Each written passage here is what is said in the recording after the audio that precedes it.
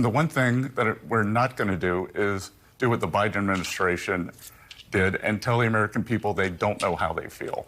They are traumatized, and over the Biden inflation, we have slowed inflation, and we are working very hard to bring it down.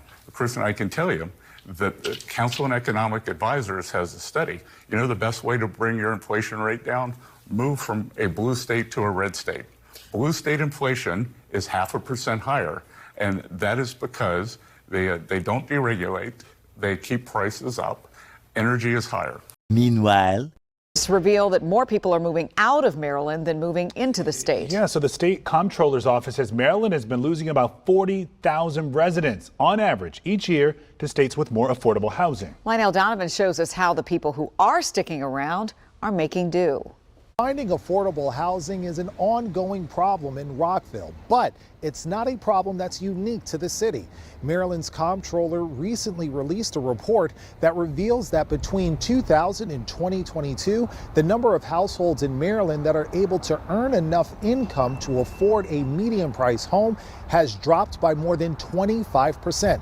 Today, I spoke with a Marylander who's had to leave Montgomery County to find a more affordable place to live, but she says she might not be done moving. It just really meant a lot to me, to be able to say, I'm back here in Rockville. But this past February, Sherry Cook had to leave the city her family called home for generations.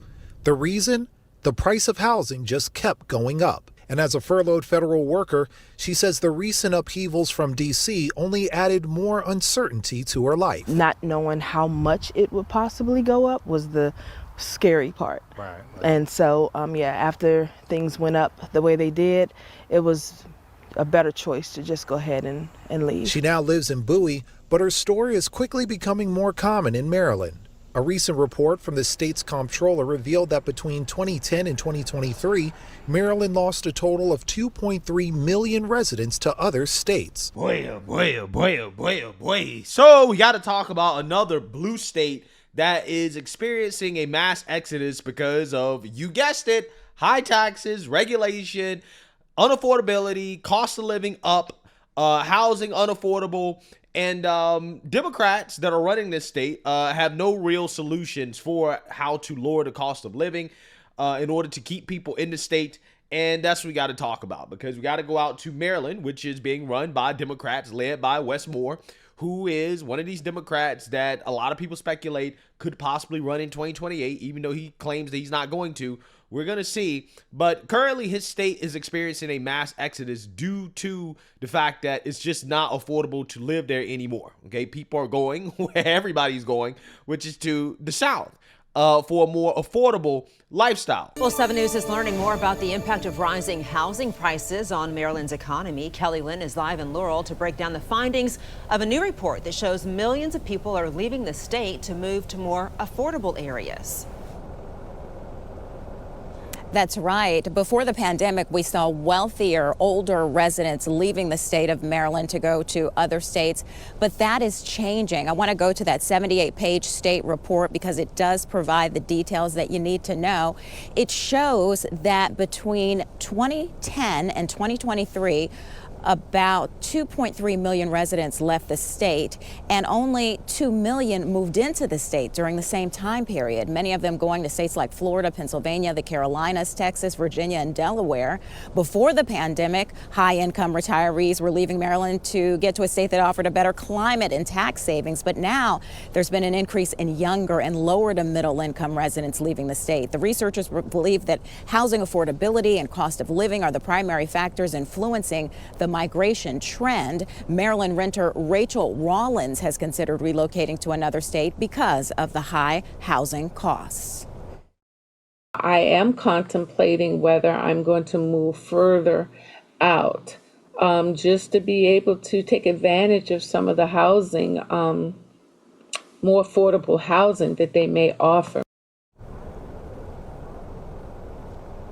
And in September, Maryland Governor Wes Moore did sign an executive order to increase the amount of affordable housing in the state. It calls for improving the use of state-owned land as well as speeding up the permitting process and creating a new state housing ombudsman. If you'd like to read more about that, you can go to our homepage. Live in Laurel, Kelly Lynn, 7 News. All right, y'all, quick break from the show because this is important. Look, we talk a lot here about standing up for yourself, not letting big corporations, the government, or anybody else push you around.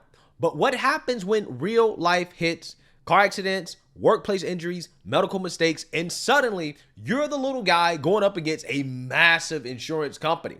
Well, that's where Morgan & Morgan comes in. There's a reason reporters never run out of breaking news.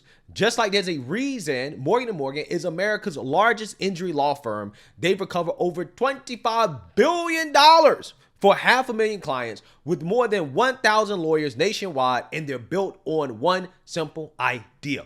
For the people. That means when you're hurt, you don't pay them a dime up front. They only get paid if you win. And trust me, these big companies have teams of big lawyers working against you. You need somebody just as powerful fighting for you. When you hire Morgan & Morgan, it's like hiring a legal army that has your back. If you're injured because of somebody else's negligence, you deserve to be paid. So if you've been hurt in an accident, at work, or anywhere in between, don't roll the dice alone. You can check out Morgan & Morgan. Their fee is free unless they win. You can start your claim now by clicking the link in the description or by scanning the QR code on screen from your phone's camera. Because at the end of the day, protecting yourself and your family isn't just common sense. It's conservative values in action. Yeah, so you see that, you heard that. Same story that we hear all the time, right? New York, California, these blue states, it's the same thing. People are leaving. They're leaving these blue states in droves because it's unaffordable. Crime is out of control. You have mass illegal immigration in these states. There are a lot of reasons why people are leaving. They're fleeing. And the crazy part about it is that Democrats, instead of deregulating, lowering taxes, embracing supply side economics in order to incentivize more affordable housing, no, they don't do that. They double and triple down on the same policies that made the state unaffordable in the first place. And now you have these woke activist groups who are pushing Democrats to make the problem worse because they're now pushing for $25 an hour minimum wage. That's what they're pushing for. That's what they want. Okay, there is a ballot initiative that they want to get support for. In order to increase the minimum wage to $25 an hour because nobody can afford to live in Maryland. So, again, these activists want Democrats to make the problem worse. So not only are the residents leaving because it's unaffordable, right? Now you're going to have businesses, small businesses, they're going to be leaving because it's going to be unaffordable. They can't afford to operate in the state. That's exactly what's about to happen. And that's why there's a lot of fallout and a lot of pushback from small businesses threatening to leave, saying, hey, we're going to flee, right? We're going to flee like everybody else if this $25 an hour minimum wage actually gets passed. So without further ado, let's go ahead and get into this. Live from WBFF in Baltimore, this is Fox 45 News at 10. Thank you for joining us tonight. I'm Kai Jackson. And I'm Maxine Stryker. Tonight, critics are ripping into Maryland's current financial system, saying the state's policies are systemically driving people out of the state and making life more expensive for those who stay. The American Legislative Exchange ranked Maryland among the bottom 10 U.S. states in economic outlook and performance as well. And just this year, Maryland lost its AAA bond rating for the first time in 50 years. The state is also looking at a nearly $1.5 billion fiscal deficit for budget year 2027 after approving $1.6 billion in taxes and fees to offset last year's deficit. It's always the same thing. Every time. Every single time. Every time. Large deficits. More taxes, right? They never cut spending. They never deregulate. They never do anything that actually helps. They just make the problem worse, right? And then the next year, they're back in the same situation. They raise taxes. Oh, next year, we have a deficit. Lo and behold, well, maybe because those taxes are driving away businesses, driving away residents. So what happens is that they actually get less tax revenue because of the tax increases, which means next year they got to come back and they got to figure out, okay, well, how do we cover this deficit? Because the tax increases that we did the previous year didn't work, right? So they're back in the same situation. And they just never learned. It's hilarious. It's comical at this point. Residents say they're struggling to stay afloat. The outlook is a lot worse for fiscal 27 than it was at the end of session. About $1.5 billion deficit. I've heard of so many people able to leave here because of the taxes. My husband especially. Everything's taxed more and more and more every year, but we love living here. Why? Gubernatorial candidate Ed Hale is taking aim at the state's recent fee increases at the MVA, in some cases costing drivers hundreds of dollars. Fox 45's Rebecca Pryor has those comments and Governor Moore's message in just a moment.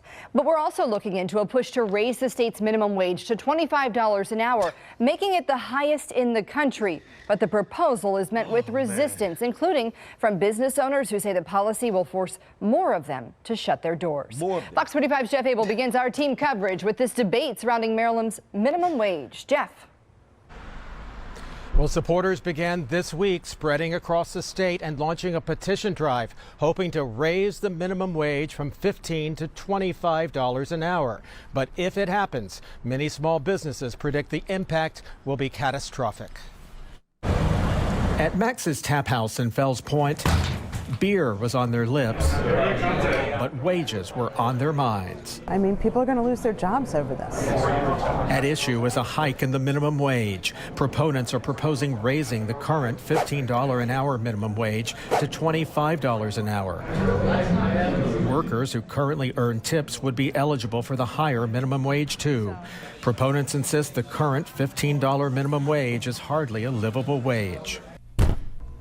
The cost of living is high, and people are struggling to pay, for their homes, for food, for childcare. It's not sustainable.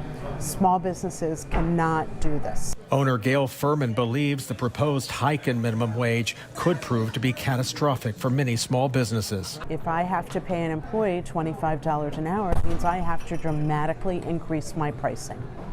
When I do that, it's not sustainable. To buy a beer at Max's, you're going to have to pay $15 to $20 to buy a beer. Wow. $15 to $20 to buy a beer. Unbelievable. Absolutely unbelievable. Welcome to the blue states, right? Welcome to Democrat-run states. $25 for a beer. Oh, man. Incredible. Absolutely incredible. But she's right. $25 an hour? Really? And again, as conservatives, we joke all the time, right? Why not $50 an hour? Why not $100 an hour? But, legitimately, these people really think that, yeah, that makes sense, right? $30 an hour, $50 an hour, $100 an hour. And it's just so funny because it's like these policies, they're the reason why the state is so expensive in the first place, right? These jobs are not supposed to be living wage jobs. I'm sorry, okay? Progressives live in Cocoa Puffs world. They live in, they just live in a world that doesn't exist. And it's probably because they're economically illiterate, right? That is why. Every job can't be a living wage job. And the reason why is because a lot of these jobs they're talking about, these are not high-skilled jobs. That means that when it comes to labor, there's a large supply of individuals who can actually do that job. And because of that, that means that on the free market, the wage, right, the actual fair wage is not going to be that high because there's a high supply compared to the demand for those workers, okay? That's just the reality situation. If you want a higher wage, then what you need to do is that you need to apply yourself. You need to learn a skill that is in high demand with lower supply of workers, right? You need to learn a skill and move towards a career where, okay, I'm going to be able to get paid more because my skill set is in demand, right? And there's lower supply.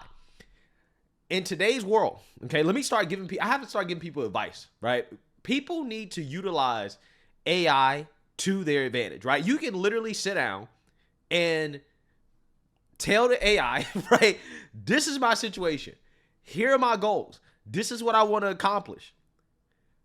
And you can literally go over how to actually accomplish those things, right? If you want to learn a skill, if you want to get into a trade, if you want to get into a certain career, you can literally learn how to do that. You can walk through how to do it with AI, right? Any problem that you have in life, right? Any problem that you're trying to solve, right? If you're having issues figuring out your budget, figuring out, what goals you want and what you should invest in, how to save money, it doesn't matter. You can literally use AI to figure all these things out.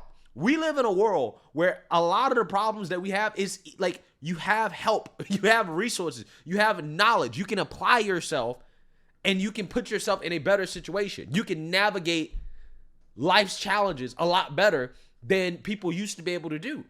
So to me, it's like, if you're in this situation where you're like, oh, well, I want to get paid a living wage. It's like, okay, well, apply yourself, right? Read, learn, gain skills, right? And that's how you do it. But the solution is not for the government to come in and say, see, this job that on the free market does not demand $25 an hour, right? You must now get paid $25 an hour. That is what leads to job losses. That is what leads to less economic activity. And ultimately, businesses will leave, prices will go up, and you're not going to get your quote-unquote living wage because, again, the prices are just going to go up in order to compensate for the living wage. And you're probably going to lose your job because businesses are just not going to be able to operate with a $25 an hour minimum wage. We saw it out in California. The same individuals in the restaurant industry, the fast food industry, that demanded a $25 an hour minimum wage, something like that, right? Something crazy. A lot of them ended up losing their jobs. And they was like, well, I didn't know I was going to lose my job, right? It's like, well, yeah, a lot of businesses can't operate with that minimum wage. That's just the reality of the situation. What people got to understand, what leftists don't understand, what socialists don't understand is that competition is human nature. You have to compete. There are way too many people in our society that want above average results for mediocre effort, right? You can't put in mediocre effort and then expect above average results. That's just not how it works, okay? You have to be better than mediocre, okay? You gotta work. You gotta apply yourself. You gotta learn. That's just the reality. If you want more out of life, you have to work for it. Nothing is handed to you, okay? That's just how it is. Never in my lifetime would I think that would be the case. It sounds great in theory. It's great politically for politicians, but it will hurt small businesses. It will hurt Main Street, and ultimately it will hurt workers. Supporters have now launched a statewide petition drive, hoping to get the proposal on next year's ballot. But opponents point to other states which have seen dramatic hikes in their minimum wages, and there were dire consequences. Look at California. They raised their minimum wage to $20 an hour just for fast food restaurants, and it is documented that it led to an increase in job losses and more automation. The people that they quote unquote say they're helping, they're hurting, because every time the minimum wage gets increased, all the prices around it have to go up in order to cover the additional increase. So people who are at a minimum wage are struggling again, even though they're making more money. Well, organizers need more than 100,000 signatures to get the measure on the ballot. But if it happens, Maryland would have the highest minimum wage of any other state in the country. We're live tonight. Jeff Abel, Fox 45 News. Wow. These are going to be the same people that are going to be shocked when bread costs $15 a loaf, eggs are $20 a dozen. You already got beer. It's going to be $20, $25 a glass, right? Just to get a beer at a night out, $30, right? For one beer. And they're going to be running the red states. But I'm going to tell you, I don't want these people running the red states no more, right? I don't want them. Stay where you're at. Deal with the consequences of your vote. Deal with the consequences of the leadership that you put into office. Deal with the consequences of the policies that you supported. Because ultimately, this comes down to the voters. You liberals voted for, or They have the opportunity to vote for a $25 an hour minimum wage. If you vote for that, again, don't come to red states, right? Suffer the consequences of your vote, right? That's what you need to do. We are full in the South. We're full. A lot of these individuals, they vote for this nonsense in blue states, and then they want to come to the South. They want to come to red states in order to get away from the consequences of what they supported. And then they start voting blue, no matter who, in red states, and they want to mess our states up. No, I don't want my state to be messed up, right? I don't want the South to be messed up by these individuals. Stay where you are at. Suffer the consequences and vote correctly, right? Put the right people in office, get the Democrats out of office, and maybe, just maybe, you will get the results that you're looking for. But as long as they continue to vote for these lunatics, this is what's going to happen. This is what's going to happen. They're going to have to deal with this until they figure out that who they vote for, what they vote for, the policies that they support, that is the reason why they're suffering, right? And until then, they just got to deal with it. We're full. We're about to start charging a tariff, right? We're about to start charging a tax to all these individuals trying to move to red states. We're full, okay? We're full. Let me know what you guys think. Make sure you like, comment, and subscribe. Most importantly, share a Black conservative perspective. Peace.